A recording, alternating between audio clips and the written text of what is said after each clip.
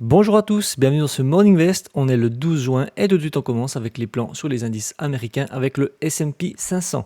En daily, on peut voir qu'on est toujours dans un flux haussier, on est toujours bien au-dessus des moyennes mobiles. Et puis, en plus de ça, on peut voir qu'on fait des belles bougies vertes. On voit qu'on a une belle pression acheteuse ici avec cette longue mèche inférieure qu'on a là. Et par-dessus tout, on fait de nouveaux records historiques. Donc pour le moment, on est toujours dans une belle dynamique haussière. On se rapproche gentiment de la zone de surachat. On n'y est pas. Je pense qu'il y a encore du potentiel pour qu'on monte un petit peu plus haut. Il y a le niveau des 5400 qui est un chiffre rond et qui peut bloquer un petit peu. On y est juste en dessous, on est à quelques points, mais pour le moment, on continue dans une belle dynamique qui est haussière. En 4 heures, pas grand chose de plus à ajouter. On peut voir qu'on est toujours dans un flux haussier, toujours au-dessus des moyennes mobiles. On peut voir qu'on avait fait un marché latéral ici, qu'on verra mieux en 1 heure, mais on est même venu rechercher la moyenne mobile 50, mais on a quand même eu une belle pression des acheteurs qui a fait qu'on a cassé les précédents plus hauts avec cette belle bougie verte. Ici, on les a cassés franchement, et puis on essaye vraiment de ressortir par le haut de ce marché latéral qu'on a fait en 1 heure. Et pour mon plan, donc là on peut voir qu'on est toujours dans une dynamique haussière, dans un flux haussier. On peut voir qu'on a eu un non-croisement des moyennes mobiles juste ici, où on est toujours resté dans un flux qui est vert, contrairement à ici. Et puis on peut voir qu'on est en plein dans le haut du range en fait. On le voit bien, ce marché latéral qu'on a ici. Et puis là on a essayé à ressortir par le haut, c'est ce qu'on essaye de faire. En tout cas, on a des toutes petites bougies pour le moment, mais on a quand même passé la résistance par le dessus. Donc moi, pour mes plans aujourd'hui, je vais plus rechercher quand même des achats, et de préférence des achats sur des replis, puisque ben voilà, c'est jamais évident de toujours acheter quand on arrive à des records historiques et puis qu'on n'a rien au-dessus de nos têtes, on n'a pas de repère, on n'a rien du tout. Donc moi, pour mon premier scénario, pardon, ce serait que si le prix revienne dans cette zone de résistance, ou que j'ai un signal dans cette zone de résistance quand les marchés ils ouvrent, et bien sur signal, je pourrais tenter un achat. Et puis en cas de repli significatif, donc là ce serait vraiment un repli qui serait assez important, il y aurait la moyenne mobile de 100 jours qui serait là, et si j'ai un signal, évidemment, je pourrais tenter un achat. Je ne prévois pas de plan vendeur pour le moment. Pour le moment, je suis plus à l'aise à faire des achats, quitte à la limite à louper une opportunité. Mais là, pour le moment, on voit qu'on est dans le haut du range. On essaye de passer.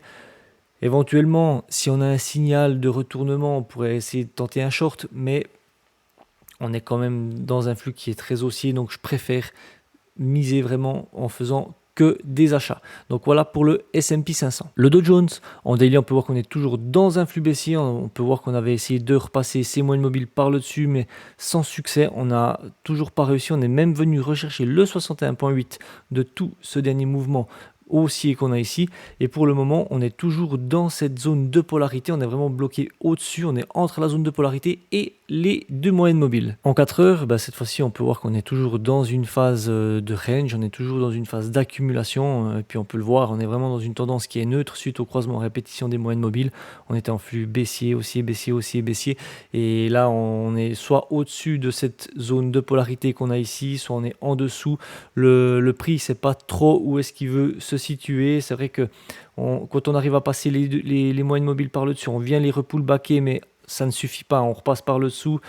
Quand on revient les repullbacker par le bas, ça suffit pas, puis on repart à la baisse, et ainsi de suite. Donc pour le moment, il faudra vraiment, comme je l'ai dit ces derniers jours, il faut vraiment de la force pour que le Dow Jones s'y trouve indirectionnel. Pour le moment, il ne l'a pas. Il faut vraiment qu'il casse ses précédents plus hauts qu'on a ici, ou ses précédents plus bas qu'on a ici, pour vraiment qu'on puisse prendre des décisions d'achat, en tout cas qui soient un peu plus safe que ce qu'on a actuellement. Parce que là, on prend des décisions d'achat parce qu'on a des signaux, ça c'est une certitude, mais on est quand même dans une tendance qui est neutre. Donc les choses qui peuvent se produire, c'est que quand on prend, comme ça arrivé cette semaine, quand on prend un signal style OPR, comme on est quand même dans une tendance qui est neutre, ce qui peut se passer, c'est que le prix peut partir dans la direction qu'on souhaite, mais une fois qu'on arrive à notre ratio de 1, si on a de la chance d'y arriver, on se met break-even, et le prix n'a pas suffisamment de force pour aller jusqu'au TP, et du coup on se fait break-even. Et puis ça, c'est des scénarios qui arrivent assez souvent quand on est en tendance neutre. En 1 heure, et pour mon plan, donc là on peut voir qu'on est toujours dans un flux qui est baissier. Cette fois-ci, on est entre les deux moyennes mobiles, donc sans surprise, on est toujours dans un flux qui est neutre. On n'a pas véritablement de tendance. On a la moyenne mobile 200 jours qui est juste au-dessus de notre tête. J'ai pu mettre des trendlines ici et puis faire un beau canal baissier. Évidemment, ça dépasse un petit peu ici, c'est pas tout à fait propre, mais quand même, on a quand même 3 touchettes qui sont ici. On arrive vers la 4e peut-être, et puis on en a quand même une, deux, et puis on peut dire qu'on en a 3 aussi. Donc on en a 6 au total, donc c'est pas mal. J'aime bien quand on en a 5 au minimum pour faire un canal qui soit baissier ou haussier. Et puis là, pour mes scénarios, c'est vrai qu'en tendance majeure, on est quand même dans un flux qui est baissier, on est en dessous des moyennes mobiles, donc je vais quand même avoir une préférence pour faire des ventes. Après, bien sûr, si au point des scénarios de vente, imaginons qu'on ait quand même une accélération qui soit assez violente, c'est vrai qu'on peut transformer cette vente en un achat, si on a une divergence ou une bulle de Bollinger par exemple, parce que c'est des signaux qui sont assez pertinents, qui sont assez puissants pour simplement prendre une respiration en contre-tendance. Donc pour mon premier scénario acheteur, et ce sera le seul, ce serait que le prix revienne dans cette zone de polarité, donc il faut qu'il casse les moyennes mobiles, la moyenne mobile de 100 jours, qui vienne dans cette zone de polarité, qui vienne la retester, et sur signal, je pourrais tenter un achat, mais pas avant, je ne repasserai pas acheteur avant d'avoir passé cette zone ici des 38 900. Et puis, en cas de rejet de cette zone de polarité et sur signal, je pourrais tenter une vente. Voilà, je pourrais tenter une vente. Bien sûr, on sortirait du haut du canal, on viendrait dans cette zone de polarité, c'est-à-dire qu'on ferait un petit excès, qu'il y aurait un rejet de ce haut de canal, de cette zone de polarité, puis ensuite on reprendrait une respiration à la baisse. Donc ça, ce serait une possibilité. Et puis en cas de repli significatif, vraiment en franchissant à la baisse le 61.8 qu'on a ici, ce 61.8 il converge avec le dernier mouvement haussier qu'on a ici. On a essayé de le passer déjà une fois en cassant le bas du canal. On a méché jusqu'ici. Ça converge également avec des mèches qu'on a ici, que j'ai matérialisé comme une zone de support. Et on a directement été rejeté. Le prix est remonté au-dessus du 61.8. Et puis, pour le moment, on en est là. Donc, en cas de franchissement à la baisse de ce palier-là, je pourrais tenter une vente. On sera en dessous des moyennes mobiles, on sera dans le sens du flux. Évidemment, le premier objectif, ce serait d'aller chercher le bas du canal qui converge également avec cette zone de support qu'on a ici où ça a méché.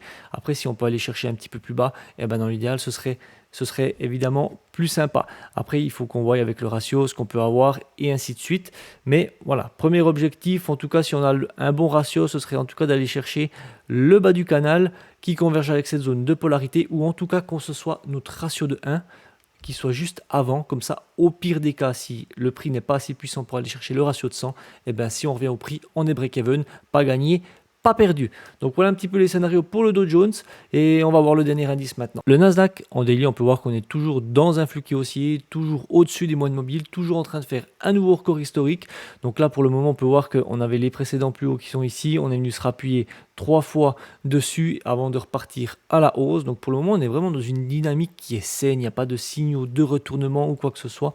La seule chose qu'on peut regarder, c'est qu'on commence gentiment à être en zone de surachat, mais on peut voir que ce pic ici, qui est le même que celui-ci, il est plus bas que celui-ci. Donc on n'a pas de divergence apparente pour le moment, on n'a pas de signal de retournement. Donc c'est pour ça que je dis qu'on est vraiment dans une dynamique qui est saine. En 4 heures, pas grand chose de plus à ajouter. On peut voir qu'on est toujours dans un flux qui est haussier, toujours bien au-dessus des moyennes mobiles. On peut voir que les bougies, elles sont jaunes. Ça veut dire qu'on est en train de faire des bulles de Bollinger qui sont pas forcément dans la méthode pour le moment.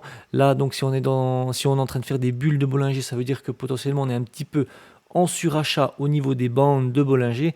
Donc peut-être qu'on va avoir une petite respiration qui va venir peut-être se rappuyer simplement sur les précédents plus hauts qu'on a ici avant de repartir à la hausse. Ça peut faire très bien un petit pullback avant de repartir à la hausse, mais sinon rien de plus à ajouter. En 1 heure, et pour mon plan, donc là on peut voir qu'on est toujours dans un flux qui est haussier et au-dessus des moyennes mobiles. Donc moi je ne vais pas faire de vente pour aujourd'hui sur le Nasdaq. Pour moi je me vois pas le shorter pour le moment. Après, on va voir si on a une belle accélération à la hausse et tout d'un coup, on a un beau signal de retournement parce qu'on a vraiment on a eu vraiment de la volatilité puis une grosse poussée à la hausse. Ça, c'est tout à fait possible. On le verra aujourd'hui un petit peu ce qui va se passer avec les annonces importantes qui sont annoncées également. Donc moi, pour mes scénarios, je vais prévoir des achats et je serai évidemment plus à l'aise avec un achat sur un repli. Donc pour mon premier scénario, ce serait que le prix revienne dans cette zone de résistance qu'on a ici et sur signal, je pourrais tenter un achat. Et évidemment, si on se balade partout ici jusqu'à l'ouverture des marchés et que tout d'un coup, on casse les précédents plus hauts, à ce moment-là, j'attendrai un pullback sur le précédent plus haut et puis je continuerai de payer dans le flux. Voilà, pas de spécialité pour le Nasdaq, il est haussier, donc je ne recherche que des achats. Pour le moment, il est 8h moins quart, donc il peut se passer encore pas mal de choses. Donc on verra ce qui se passe aujourd'hui à l'ouverture des marchés américains. Donc voilà pour le Nasdaq et sur les plans pour les indices américains. On va directement passer au calendrier économique. Et concernant le calendrier économique, on peut voir qu'aujourd'hui on a quand même passablement de news qui sont importantes, qui peuvent avoir un impact significatif sur les marchés. On commence avec le côté du Royaume-Uni avec le PIB mensuel. Et puis du côté de l'Europe, on aura 4 discours de membres de la BCE, mais le focus se fera particulièrement aujourd'hui aux États-Unis et on commence avec les news majeures à partir de 14h30 avec l'IPC Core mensuel pour le mois de mai, suivi à la même heure de l'IPC mensuel et annuel également pour le mois de mai. Et puis, comme tous les mercredis, on aura les stocks de pétrole brut et puis le focus se fera à 20h. Tout le monde attendra cette news qui sera une décision de la Fed sur les taux d'intérêt où on aura vraiment une vision un petit peu plus large de la Fed de ce qu'elle compte faire d'ici la fin de l'année. Est-ce qu'elle va baisser une fois ses taux d'intérêt? Est-ce qu'elle va les baisser 2 fois, de chaque fois 25 points de base? Ça, on le verra. On verra un petit peu si tout d'un coup, dans ce qui se dit et les prévisions, ce serait que la Fed baisse une fois ses taux au mois de novembre de 25 points de base. Mais voilà, ce serait uniquement une fois. Après, on peut avoir une bonne surprise où elle peut les baisser 2 fois. On verra tout ça à 20h, qu'est-ce qui va se décider. Et puis, concernant la stratégie dual momentum, là, on peut voir qu'on commence gentiment à avoir des indices, des actions qui passent dans le rouge. Et puis, on a le MDY qui est passé dans le rouge cette fois-ci. On a le SPY qui est toujours dans le vert. Et on peut aller voir un petit coup sur les graphiques, un petit peu ce que ça donne. Mais on peut voir que le SPY, le MDY, on est quand même toujours sous les moyennes mobiles, on est toujours en dessous de cette zone de neutralité. Donc le MDY, je ne vais plus le regarder puisqu'on a un score momentum qui est dans le rouge. Je vais le regarder uniquement lorsqu'il passera au vert. Et puis là, comme j'ai que le SPY qui est positif, la stratégie me fait regarder uniquement le SPY. Et puis là, le SPY, j'avais dit qu'il fallait quand même une petite respiration pour pouvoir re-rentrer dans le marché et de préférence tout près de la moyenne mobile 20. Là, pour le moment, on est vers les 68 au niveau du RSI. On est un petit peu trop haut. Il faudrait qu'on soit minimum à 60 pour que je puisse vraiment prendre une décision. Donc là, tant que j'ai pas de respiration, je ne peux pas prendre je ne prends pas de décision d'investissement. Donc là, pour le moment, je suis dans l'attente. On verra un petit peu qu'est-ce qui se passe. C'est vrai que là, on commence un petit peu à avoir tout dans le rouge. On verra un petit peu aujourd'hui avec les news quel impact ça peut avoir si par hasard on change carrément si la tendance en fait elle commence à changer sur les marchés, si la psychologie de tous les opérateurs commence gentiment à se dire voilà, on a eu quand même une forte hausse, et est-ce qu'on se dirait pas, on commence à prendre les bénéfices et puis tout d'un coup la tendance elle commence gentiment à changer, à se diriger vers la baisse. Donc là pour le moment on est peut-être dans une journée charnière aujourd'hui qui pourra être décisive pour le reste de ces prochaines semaines. On verra tout ça pour aujourd'hui. Donc voilà, c'est tout pour moi pour aujourd'hui. Je vous invite à mettre vos retours dans les commentaires, à vous abonner à la chaîne. Moi, je vous dis à tout bientôt pour une nouvelle vidéo. Et surtout, n'oubliez pas, et surtout aujourd'hui, soyez très prudents sur les marchés.